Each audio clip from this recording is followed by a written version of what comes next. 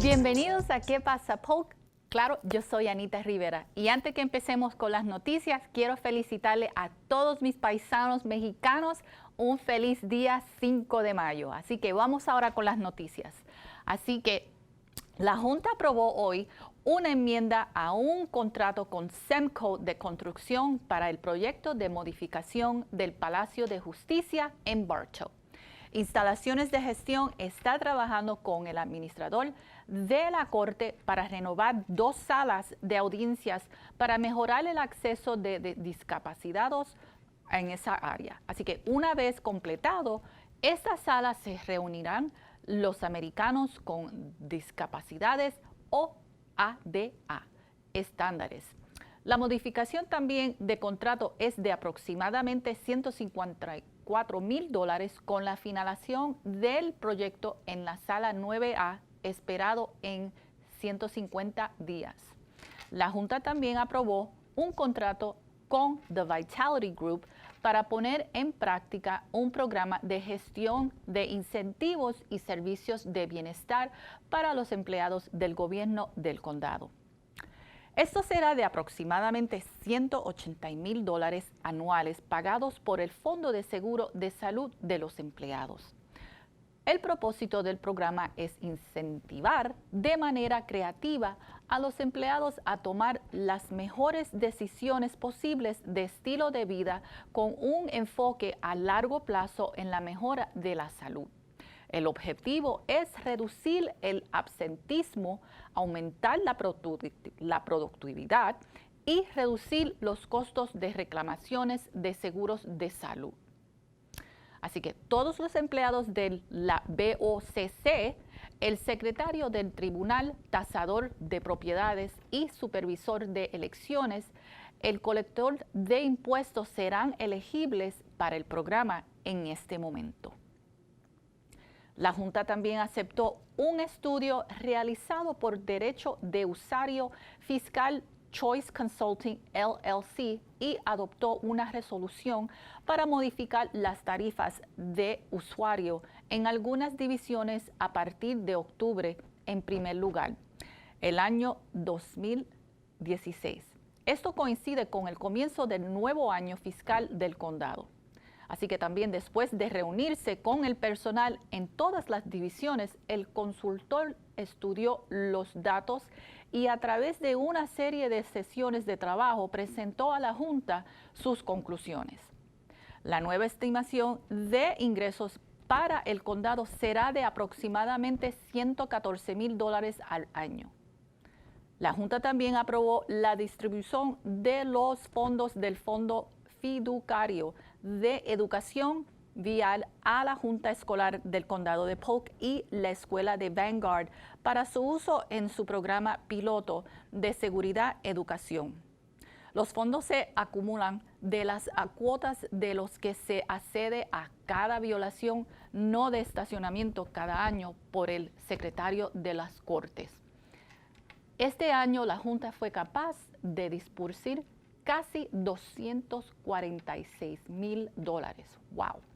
Y en otras noticias, el supervisor de elecciones Lori Edwards presentó el tablero con los cambios propuestos recinto resultantes de los distritos de nueva creación para la US Casa de Representantes y el Senado de la Florida. En el 2015, los tribunales de Florida crearon nuevos distritos para el Senado de la Florida y la Cámara de Representantes para tener efecto para las 2016 elecciones y sus primarias.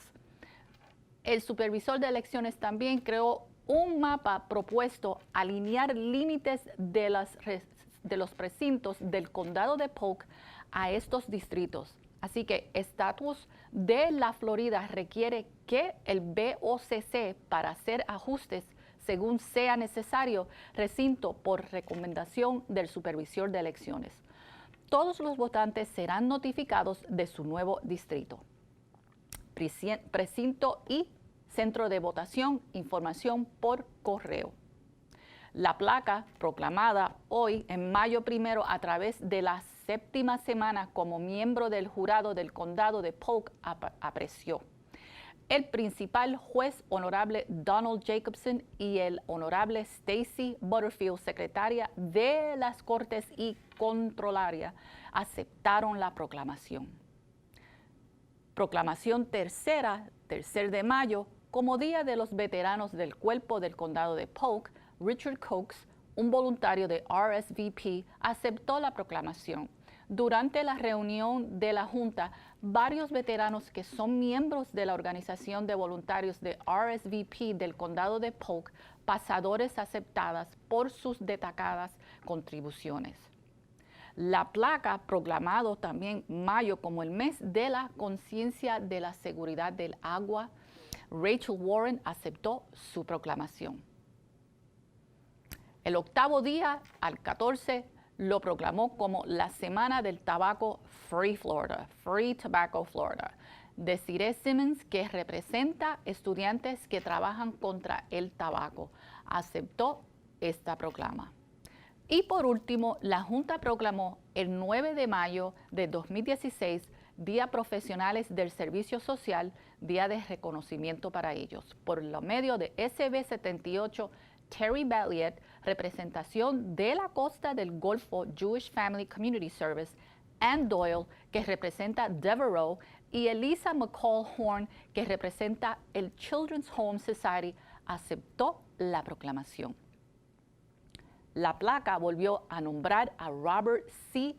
Chilton, Esquire, como una alternativa de aplicación del Código Magistrado especial por un periodo de 7 meses a partir de junio, en primer lugar del 2016, y finalizó en diciembre 31 de 2016 y aprobó un acuerdo especial magistrado con el señor Chilton.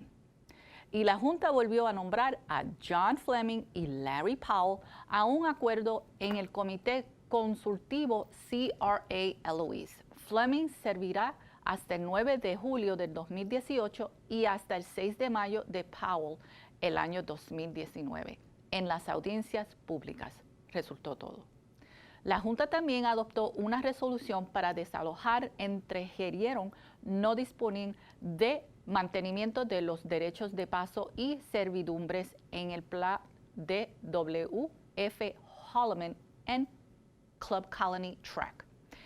Y la Junta aprobó una ordenanza, creación de la Unidad de Servicios Públicos Municipales, Skyview Beneficios de Servicio o Skyview MSBU. Se han llevado a cabo proyectos de mejora de capital para mejorar el tratamiento de aguas residuales y agua de este barrio. El MSBU es una evaluación no ad valorem para la comunidad de reembolsar el condado de Polk y a la ciudad de Lakeland de fondos anticipados para completar el proyecto. Que todo para la revisión de la Junta, pero está atentos, tenemos más, así que no se nos vayan. Y como les dije, voy a tener tremenda invitada y otra vez vamos a celebrar este 5 de mayo con mucha fiesta, mucha alegría y mucha paz. No se me vayan, que regresamos después de esto. No importa si eres una maestra, un policía o un vecino, todos compartimos la responsabilidad de prevenir el abuso y la negligencia de niños. Cuando los niños no tienen la oportunidad de aprender y crecer, ellos sufren y también sufre la comunidad. Previniendo el abuso de niños ahora es más eficaz y menos costoso que tratar de arreglar este problema después. Nada es más importante que prevenir el abuso y la negligencia de niños, para mí, para nosotros, para ellos. Hola y bienvenidos otra vez a ¿Qué pasa, Polk? Hoy, como les había prometido, vamos a traerle información sobre una organización, y tenemos a dos chicas muy bellas aquí con nosotros. Una de ellas ya nos ha visitado anteriormente, pero hoy ella viene utilizando otra gorra y nos va a hablar sobre el programa que trae Children's Home Society of Florida. Así que Aileen, ¿cómo estás, mi amor? Y Eliza, how are you? Good. Welcome to ¿Qué pasa, Polk? Thank you. So you tell me, Spanglish, English, español, ¿cómo hablamos? English. English. Ellas quieren que yo le hable en inglés. I promise, Eliza. Okay. So, Aileen, I know the last time you came, you were talking about your magazine and being an entrepreneur and a Latina and being empowered. But what brings you here today? What kind of hat are you wearing today here? Well, I'm actually the chair of advocacy and awareness for and outreach for the Children's Home Society on the board. So I'm a board member there. Nice, nice. Yes. And when did you get on the board? Actually, it's been about a year now. A year, yeah, and I'm loving it. And I remember, you were so gracious to let me on here to speak about Woman to Woman magazine, and I thought, as my new position, it would be great, any, avenue to get out there and raise awareness for Wonderful. Children's Home Society. Especially anything that has to do with children, I love. Anything with children, women, and you already know me, politics, I love, love, love, love. I used to like race car driving, but that changed. Really? Not too many Puerto Ricans in a race car driving. Well, we should. We already have astronauts. I just saw the other day that there's a Puerto Rican woman, Genoveva, that now she's an astronaut. So I got to talk about that for our next event. Yes, so, for sure. Eliza, tell me, what's your role with the society? Absolutely. So with Children's Home Society of Florida, my position is that of executive director. Nice. And so in my position, I oversee all the programs that we provide in that area for Polk, Hardee, and Highlands counties. And those programs can include adoption services, case management. We do independent living services for our teenagers that are aging out of foster care. We also provide a group home for kids who may not be able to be in a foster home setting or have any other family that can take them. We want to ensure that they have a safe place to live and shelter and a place to begin healing from all the trauma in their lives. Talking about trauma, what type of trauma have you seen with from the younger to the adolescent teens? What do you see most of the time? I think of recent years, especially when the economy really dipped, we saw a lot more physical abuse, families who were suffering financially and stressing in hard times, not sure how to cope with that, and so sometimes that then takes it out on the kids. So we've had a lot of physical abuse. In this area, substance abuse is also really big. So we have a lot of cases where parents are addicted to drugs and maybe not be able to provide the best care for their kids. And then mental health issues is major as well. We have a lot of families that are struggling with their mental health needs, maybe not knowing what resources there are available, and so as a result, they're not capable really to provide adequate care for their kids.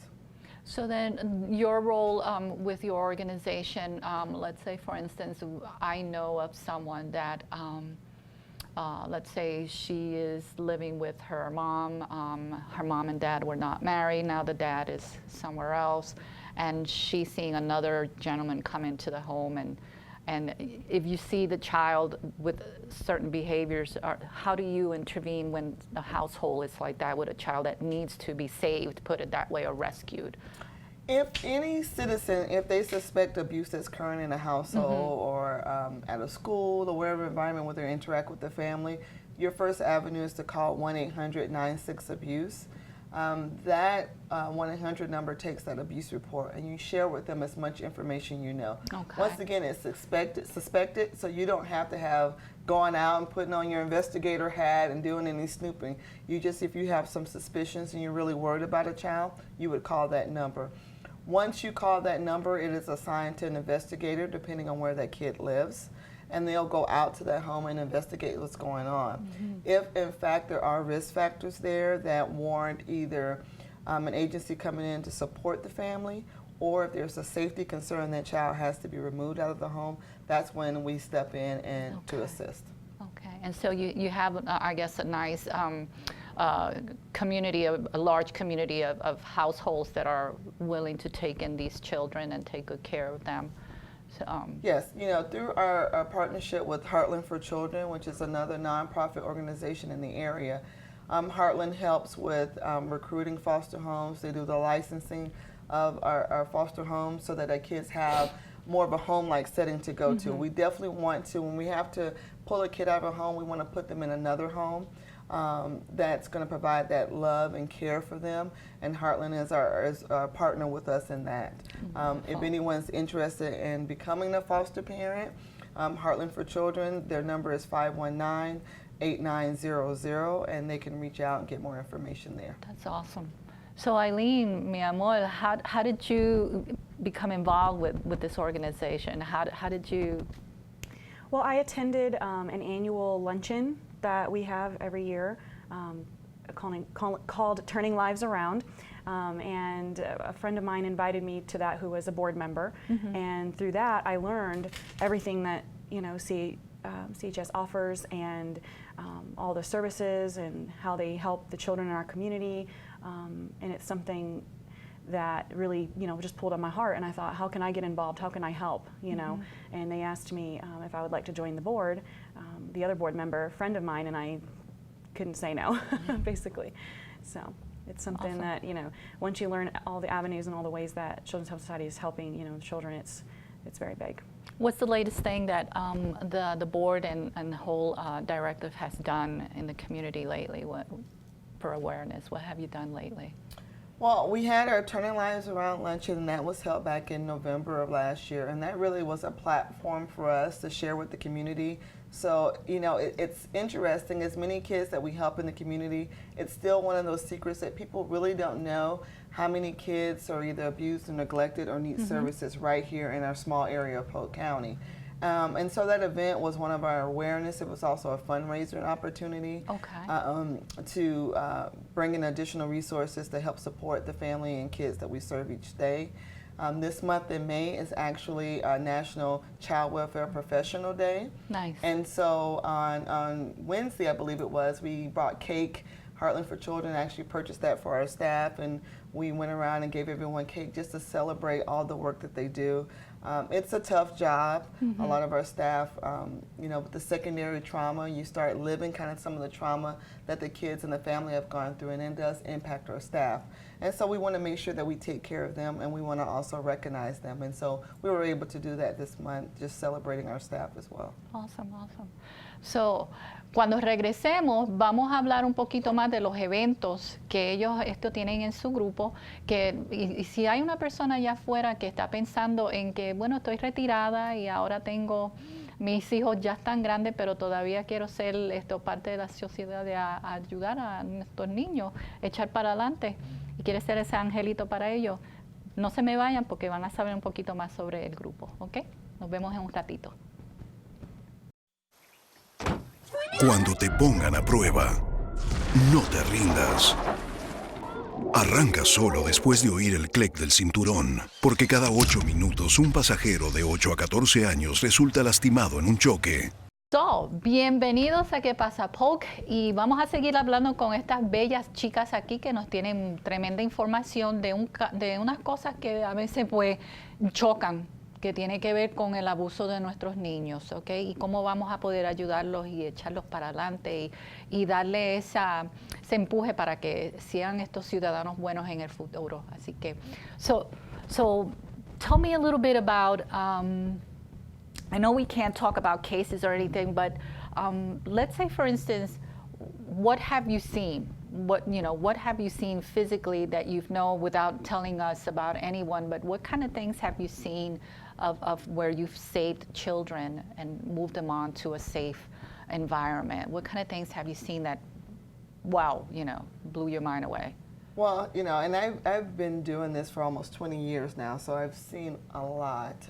Our Children's Advocacy Center that's located in Bartow actually sees some more of the more serious and complex abuse cases that are around, and we've seen as young as infants who have been sexually abused by a caregiver, sometimes a parent.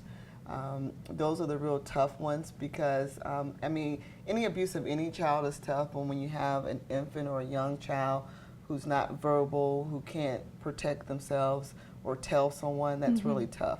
And I think that really tugs at our heartstrings. We've had, cases during the potty training stages where parents get really frustrated, where a child has been shaken very seriously. You may not see the trauma, when you look at a child, but when they've come in, we've noticed when we have our ARP maybe do an exam, they maybe have some bleeding behind the ears, things of that nature that has come because of some of the severe cases of abuse. So there's a lot. I think the sexual abuse cases are the worst. We've seen some where maybe a mom who's using drugs and has allowed their child to then be somewhat given to maybe the drug provider that's giving them the drugs, and that child maybe having to do some sexual favors for that mom as a result, or because that mom or dad is strung out on drugs, their kids are out in the street engaging in a lot of at-risk behaviors. And so all those situations are very tough ones for us to deal with, but because of organizations like Children's Home Society of Florida, at least we're there to provide that help for those kids that are in need. Going from something in a sense of negative, let's move a little bit to something positive. What would you say has been a success story of one of your cases? You know, I think we've had a lot of success stories, even in the midst of all the, you know, the trauma and the negativity. But one I remember in general was one kid who he'd been in foster care for quite a while. I want to say maybe 11 years even, so pretty much the bulk of his life. And all he wanted to do was to be adopted and have a forever family. And so for his 18th birthday, there was a family that actually adopted him. And so he was able to have a home, you know, a mom, you know, cousins, grandparents, things that all of our kids, you know, really want in life. They were able to have that forever family. Even now I get goosebumps. Yeah, I'm getting even goosebumps thinking right about now. it, because, you know, this is one thing he wanted, and we think a lot of times that our kids are 16 or 17, you know, I don't want to be adopted, I'm okay, I'm going to be all right. No, they do. They put up that tough exterior. But when in reality, they really want to be able to have that home. And if it's not with their parents, then they want it to be with someone. And that, I think, still sticks with me today. Have you gotten to see any of the adolescents and the teens who actually graduate from high school and are going to college and things like that? Absolutely. I have on several occasions. In fact, a lot of times it's our staff that are there at graduation. Oh, I love it. Many of our kids maybe not have anyone there, and you know, you think about it, when you graduate and you look out in the audience, you want to see a familiar face, someone that's there to support you. Some of our kids don't have family that's going to do that, and so we do. Right? We go to their graduations. We're there at, you know, elementary, middle school when they're getting the award. Even if it's that perfect attendance award, our case managers can go out for that, and we do oftentimes. We've had a couple of our kids of recent who had some difficult times in their lives as teens, but really turned things around, and one that was honored last year in the school system in high school for the most improved student. And we went, he was very nervous about going, you know, and wanted to make sure he had just the right clothes. And so we went out and we got him a new dress shirt, some dress slacks, so he would look the part. And we were there, and you know, and he really appreciated that. You know, I think outside of everything else, it's those little things, just really being there for the kids, that really makes the difference. I was able to interview a young lady that went through the foster program, and then through the program that CHS offers to help them kind of get out into the world once she kind of aged out of that. And I did an interview with her for the magazine, you know, and she came from a household where her mom was on drugs and things like that. And through CHS, I mean, now I talk to her and she's in college, she's engaged to be married, she's so happy. I mean, she doesn't, you know, look back on it as a bad experience. She's such an advocate for Children's Home Society and all that they offer in the programs that they have, because she's, you know, talking to this young lady and she's telling me her history and what she went through as a kid and how, you know, CHS helped her, and now she's just this beautiful young woman that's engaged to be married and going to college. And so. How can people join and volunteer with your organization? Where do they contact you? Well, they can go on our website at www.chsfl.org. Okay. They can also call our office located in Lakeland. That's 413-3126. We are always looking for volunteers. Some of our busiest times, of course, are around Christmas when we're doing our Christmas drives. We're packing up toys for kids. We're like our own little Santa's workshop.